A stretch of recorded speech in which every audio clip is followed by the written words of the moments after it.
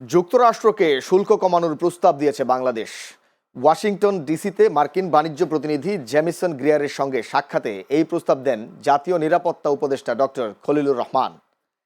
এ সময় তিনি ইউএসটিআর সহকারী ব্রেন্ডন লিঞ্চের সঙ্গেও একটি পৃথক বৈঠক করেছেন।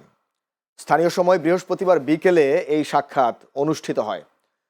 প্রধান উপদেষ্টার প্রেস উইং জানিয়েছে, জেমিসন গ্রিয়ারকে বাংলাদেশ ও মার্কিন যুক্তরাষ্ট্রের মধ্যে বাণিজ্য ঘাটতি হ্রাসের অগ্রগতি সম্পর্কে অবহিত করেছেন ডক্টর খলিলুর রহমান।